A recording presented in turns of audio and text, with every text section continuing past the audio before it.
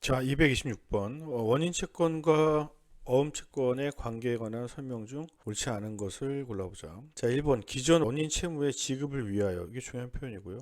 어음이 교부된 경우 채권자는 어음 채권을 우선 행사해야 되고, 맞습니다. 이 경우는 그렇다는 거. 지급을 위하여 그에 의해서 만족을 얻을 수 없을 때 원인 채권을 행사할 수 있으며, 예, 요게 두 번째라는 거. 이러한 목적으로 어음을 배서 양도받은 채권자는 특별한 사정이 없는 한 채무자에 대해서 원인 채권을 행사하기 위해서는 어음을 채무자에게 반환해야 되므로, 그렇죠. 이걸 또 돌려버리면 어음상 책임을 또 지게 되는 이중의 지급 위험이 있기 때문에 채권자는 자기의 원인 채권을 행사하기 위한 전제로서 지급기일에 어음을 적법하게 지급 제시해서 상환청구권을 보존할 의무가 있다고 보는 것이 판례의 태도입니다. 여기 보시면 요 판례죠, 요거. 그런 의무가 있다고 보는 것이 양자 사이의 형평에 맞는다. 돌려줘야 하기 때문에 그런 거죠. 원인 채권을 행사하기 위해서는 이걸 돌려주고, 채권자가 채무자에 대해서 원인 채권을 행사하기 위한 전제로서 지급기일에 어음금을 적법히 제시해서 소구권, 이 소구권이 상한청구권입니다. 옛날 표현이죠. 보전 조치를 취할 의무가 있다고 보는 것이 형평에 맞는다. 여기 판례의 태도고요. 자, 2번. 지급을 담보하기 위하여. 이때는 병존하는 게 맞는데 순서가 없어요. 자, 어음이 발행되어 채권자가 어음을 유상 또는 무상으로 타인에게 배서 양도하였다면 특별한 사정이 없는 한 기존 채권의 채권자는 채무자에 대해서 기존 채무의 지급을 청구할 수 없다라고 되어 있는데요. 말씀드린 것처럼 지급을 담보하기 위해서 발행된 경우에는 병존 행사 순서가 없다. 이 점이 지급을 위해서랑 다른 거죠. 그리고 이 어음을 넘겼어요. 내가 누군가한테 뭐 할인해서 팔았을 수도 있죠. 배서 양도한 경우 기존 채권자는 채무자에 대해서 기존 채무의 지급을 청구할 수 없다고 보는 것이 판례의 태도입니다. 요거. 그러나 기존 채무가 소멸하는 것은 아닙니다. 요거요, 요거. 요 판례를 보시면 그 어음을 유상 뭐 또는 무상으로 넘겼다고 하더라도 특별한 사정이 없는 한 기존 채권의 채권자는 채무자에 대해서 기존 채권의 지급을 청구할 수 없으나, 청구할 수 없어요. 없으나 기존 채무가 소멸하였다는 취지는 아니므로 기존 채권의 채권자는 채무자에 대해서 청구할 수 없지만 채무자의 반대 채무의 이행 청구에 대하여 기존 채무를 이행할 것을 동시에 항변으로는 주장할 수 있다. 이 뒷부분까지 같이 받으시면 좋을 것 같죠.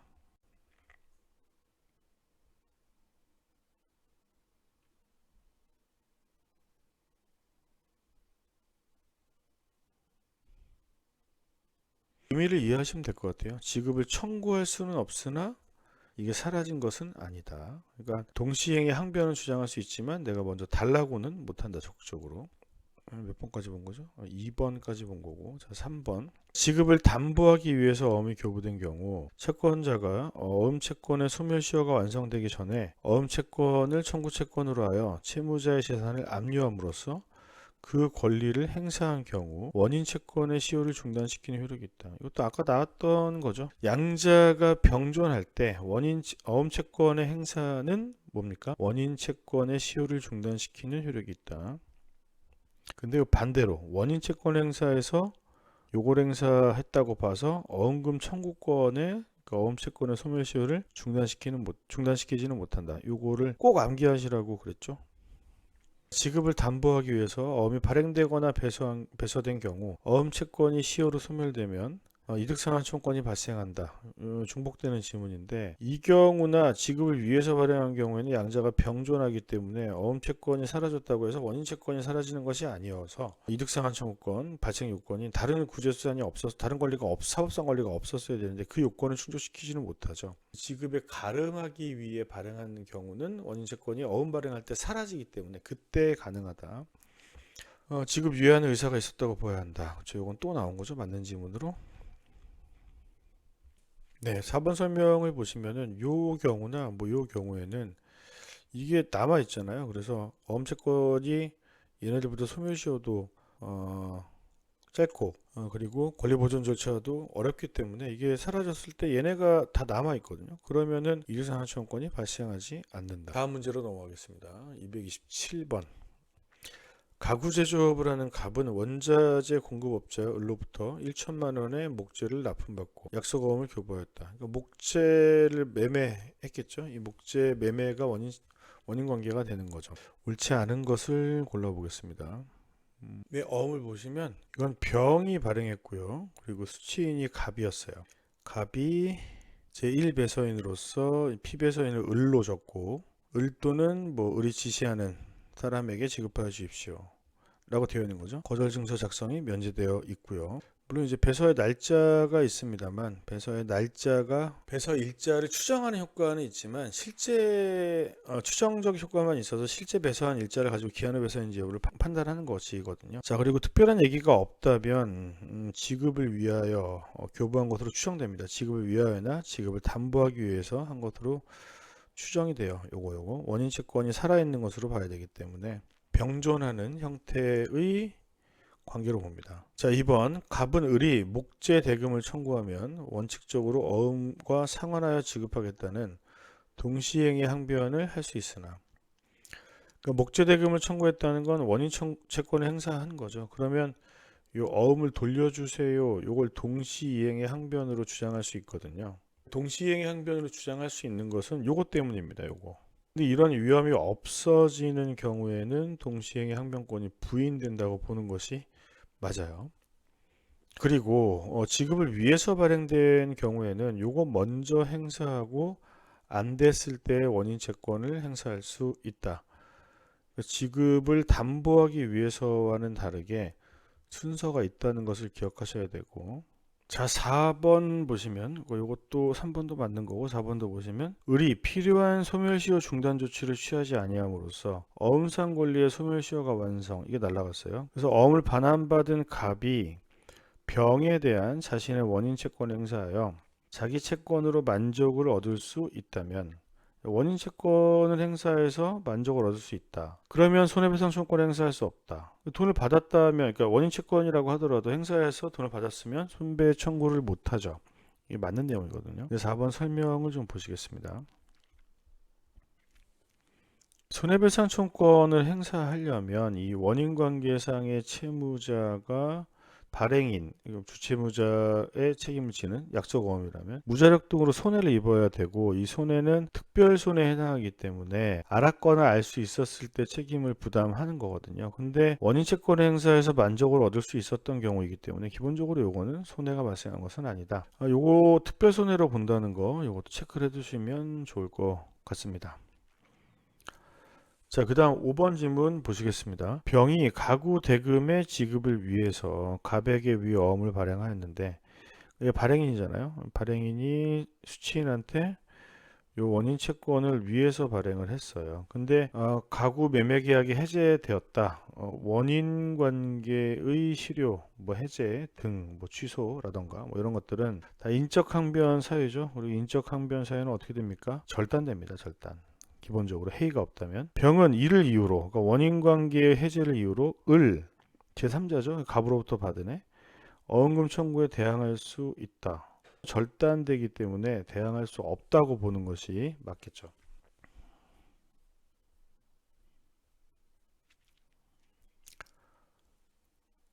자, 강론으로 넘어가서 228번 보겠습니다. 갑은 12년 3월 2일 을로부터 물품을 공급받고 대금은 4월 30일 지급하기로 하였다. 원인 채권의 이행이죠, 이게. 그 후 4월 1일 을의 요청에 따라 지급을 위해서 양자 병존 순서 있음. 만기가 5월 31일이면은 연장. 특별한 사정이 없으면 연장으로 추정. 어음 금액이 2천만 원이 약속어음 1매를 발행해 주었다. 자, 옳은 것을 모두 골라보자. 기억 보겠습니다. 을은 갑에 대해서 물품 대금 채권과 어음 채권 중 어느 것이나 먼저 행사할 수 있고, 그렇지 않죠, 이거는. 물론 이제 어음 채권의 행사로 원인 채권이 사라지는 것은 맞지만, 자, 니은 이중 지급의 위험이 있는 경우 을은 갑에게 어음을 반환하지 않으면 갑은 어음 채무는 물론 물품 대금 채무의 이행도 거절할 수 있다. 동시행의 항변으로 주장할 수 있죠.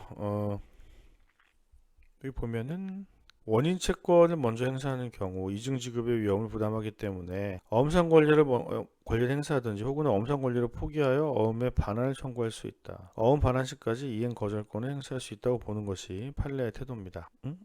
니은은 맞는 거. 디귿은 또 나왔네요. 원인 채권의 소멸시효가 중단되지 않는다.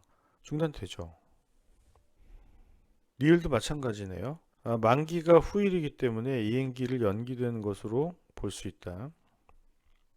지급을 유예하는 의사가 있었다고 볼 수 있죠. 판례가 그렇게 보고 있습니다. 자, 그 다음 미음. 이것도 나온 거네요. 약속어음을 제3자에게 배서 양도한 경우 원인 채권이 소멸한다? 그렇지 않다고 했죠. 자, 229번 보겠습니다.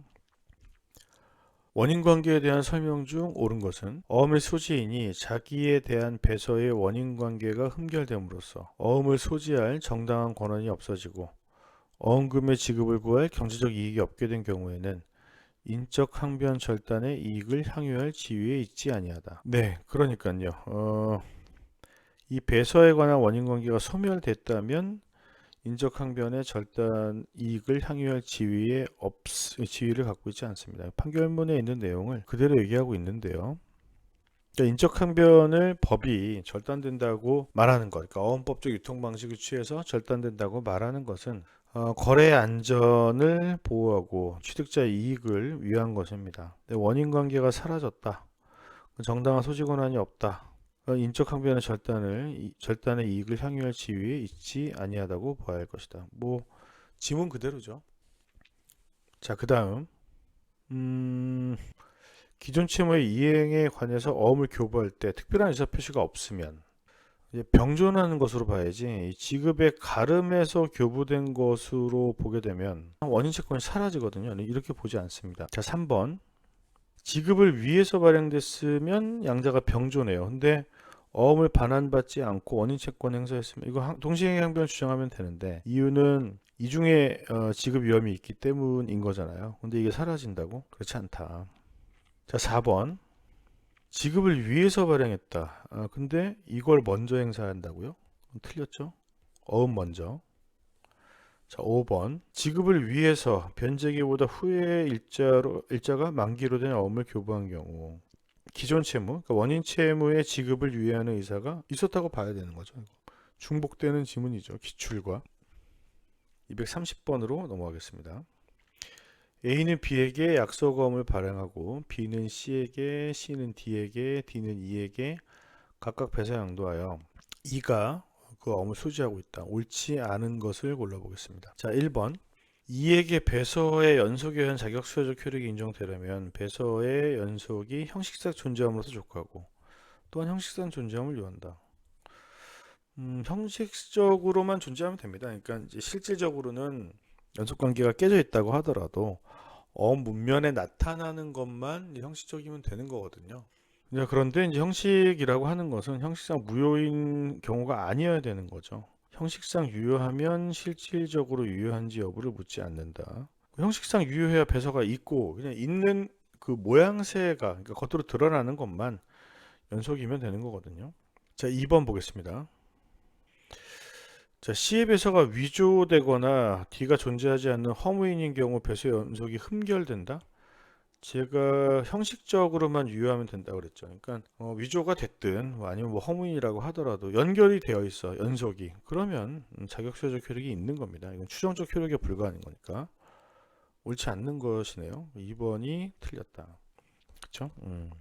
자, 그 다음에 3번 보겠습니다. C와 D 사이의 형식상 배서 연속이 끊긴 경우 권리 행사 못하냐? 그건 아닌 거죠. 중단된 부분에 대해서 실질적 관계가 있음을 이제 증명하면 돼요. 추정을 못 받는 것 뿐이니까 이분이 살 수 있다. 맞고. 4번 F에게 지명채권 양도 방식으로 이전할 수 있다. 할 수 있죠. 그리고 뭐 이때도 지명채권 양도의 방식이지만 어음도 주고 권리도 이전되고 하는 것이 맞는데, 이 지명채권 양도의 방식으로 하게 되면 어음법이 인정하고 있는 권리보호의 방식, 그러니까 뭐 항변의 절단, 선의취득 이런 게 안 되는 것 뿐인 거죠. 할 수 있다. 맞죠? 자, 5번. D의 배서가 백지식 또는 소진 취급식으로 된 경우 그걸 받은 E는 단순 교부로 이 F에게 양도할 수 있습니다. 요것도 인도, 요것도 어음법적 유통 방식이라고 말씀을 드렸어요. 근데 얘가 배서하지 않게 되면 생기는 일은 얘는 배서인으로 드러나지 않기 때문에 이 배서인으로서의 담보 책임을 부담하지 않게 되겠죠. 자, 231번으로 넘어가겠습니다. 갑은 만기가 17년 5월 29일이고 수취인란이 백지인 약속어음을 을에게 교부하였으며 을은 여기 이제 백지니까 배서하지 않고 단순 교부로 병에게 교부했다. 인도를 한 거죠. 그렇죠? 그래도 괜찮다. 자, 병은 17년 5월 30일 요게 29일인데 그 다음 날 자신의 이름을 기재하고 보충하고 그리고 즉시 어음을 배서 양도했으며 근데 지급할 날 더하기 이틀까지가 지급 제시 기간이고 지급 거절 증서 작성 기간이니까 이때는 만기 후 배서이긴 하지만 기한 후 배서는 아니고 기한 후 배서가 아닌 만기 후 배서는 만기 전에 일반적인 배서의 효력 권리 이전 자격 수여 담보적 효력이 있습니다. 그런데 이제 정은 7월 1일이면은 요건 이제 기한 후 배서가 되겠네요. 무에게 배서 양도했다. 자, 옳은 것을 모두 골라보자. 자, 기억. 정에게 어음상 권리가 적법하게 양도되었으나 요거는 그러면은 병이 정한테 준 거죠. 5월 30일을 얘기하는 거란 말이에요. 요거는 만기 후 배서인 것은 맞는데 기한 후 배서는 아니거든요. 그러니까 요게 틀려요. 지명채권 양도 효력만 있다? 아닙니다. 일반적인 배서의 효력이 있습니다. 자, 니은. 요것도 중요한 지문인데 기한 후 배서를 받은 무가 어음상 권리를 행사하기 위해서는 정의 통지 승낙이 있어야 된다. 배서라는 행위를 하는 거지만 효력이 지명채권 양도 효력만 있다는 거고 지명채권 양도의 방식을 갖추라는 것은 아닙니다. 여기서부터 요거 요 판례를 꼭 기억하셔야 돼요. 또 매우 잘 나옵니다. 자, 디귿. 갑은 정에 대한 인적 항변으로 그러니까 정한테 항변이 있으면 원래 멀쩡한 배서라면 여기 무로 넘어갈 때 절단돼야 되죠. 근데 요 배서가 기한 후 배서니까 뭡니까? 지명채권 양도의 효력밖에 없죠. 그러니까 대항할 수 있다. 항변이 절단되지 않는다. 맞는 표현인 거죠. 요것도 그냥 틀리고. 자, 정이 무로부터 어음을 회수한다. 정은 무한대 담보 책임을 안 져요. 배서를 했지만 기한 후 배서이니까. 을에 대한 상한 청구권이 발생하지 않는다. 을은 배서하지 않고 얘는 이제 담보 책임이 없는 거고요. 배서인으로 기명 안 하고 단순 교부했죠. 그러니까 얘는 배서인으로 등장한 적이 없죠. 얘는 멀쩡한 그러니까 배서를 안 하고 이제 수취인이 공란인 것을 이유로 단순히 교부만 했죠. 인도를 했단 말이에요. 배서인으로 기명단이 서명하지 않았기 때문에 상한청구권이 발생하지 않습니다. 단순한 교부에는 담보적 효력이 인정될 수 없으므로 그러니까 배서인으로 기명날인 서명한 사람만 담보 책임을 부담하는 거니까요. 무로부터 어음을 회수한 병의 어음금 청구를 받은 갑. 네, 근데 갑과 을 사이에 뭐 예를 들어 인적 항변이 있어요. 근데 물론 이제 을은 배서를 하진 않았죠. 근데 수취인이 공란인 경우 단순 교부도 아까 여기 몇 번 했는데 일반적인 배서와 똑같은 어음법적 유통 방식입니다. 그러니까 항변이 절단되는 것이 맞아. 해할 것을 알고 취득하는 경우라면 해 있고 이때 해이가 있으면 항변에 절단이 없죠. 절단이 없기 때문에 계속 대항할 수 있다고 보는 것이 맞습니다. 그렇죠? 인적 항변이 절단되는 것은 맞다. 얘가 배설을 안 했으니까 이건 없겠지만 해야 할 것을 알고 어음을 취득한 경우 원래 얘가 얘한테만 주장할 수 있는 인적 항변이 절단돼야 되는데 해이가 있으면 항변이 절단되지 않으니까 다시 주장할 수 있다. 그러니까 이제 단순 교부라고 하더라도 배서에서 발생하는 이런 일들이 똑같이 적용된다는 거. 다만 이제 단순 교부한 자는 배서인으로 기명단에 서명하지 않았기 때문에 책임을 지지 않는 것일 뿐 이것도 똑같은 어음법적 유통 방식이라는 걸 기억하셔야 됩니다. 자, 232번 선의취득에 관한 설명 중 옳지 않은 것을 골라보겠습니다. 자, 1번 어음의 선의취득으로 인하여 치유되는 하자의 범위에는 양도인이 무권리자인 경우뿐만이 아니라 대리권의 흠결이나 하자가 있는 경우도 포함된다. 매우 중요한 판례입니다. 이 어음법의 영역에서는 이것까지 확장이 됩니다. 그렇죠? 주권도 마찬가지고 상법의 영역에서는 그렇다는 거죠. 자, 2번 어음채무자의 인적 항변 사실에 관하여 선의취득자가 해야 할 것을 알고 취득하더라도 항변은 절대 안 된다. 항변 얘기랑 이 선의취득 얘기는 따로따로 봐야 돼요. 그러니까 선의취득을 해서 권리가 있어. 그렇죠? 권리가 있지만 그럼에도 불구하고 얘가 해의가 있으니까 어음채무자가 적법하게 지급을 거절할 수 있는 거죠. 절단이 안 되죠. 해의가 있으면. 2번이 틀린 것 같은데요. 네, 무튼 2번에서 이제 우리가 중요하게 생각해야 될 건 선의취득하는 것과 항변 얘기는 따로 봐야 된다는 것이고요. 자, 3번. 어음을 선의취득한 자의 경우에도 공시최고 절차에서 권리 신고를 하지 않은 채 그 어음에 대한 재권 판결이 선고된 이상 불복의 소를 제기해서 취소 판결을 받기 전에는 권리를 주장할 수 없다. 맞는 얘기고요. 자, 4번. 어음을 지명채권의 양도 방법이나 전부 명령해서 취득한 경우 이건 어음법적 유통 방식이 아니잖아요. 선의취득이 인정이 안 됩니다. 선의취득이 인정이 되려면 배서나 교부여야 돼요. 자, 5번.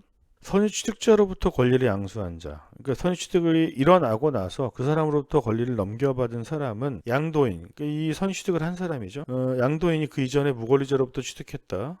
라는 점에 대해서 악이야. 그러니까 얘가 한번 선이고 뒤에서 얘한테 넘겨받는 얘가 악의라고 하더라도 얘 뒤에 받게 되면은 멀쩡하게 권리를 취득하는 데 전혀 문제가 없습니다. 맞는 얘기. 이것도 굉장히 중요한 판례가 되겠습니다. 자, 넘어가서 233번 특수배서, 특히 기한후 배서에 대해서 보겠습니다.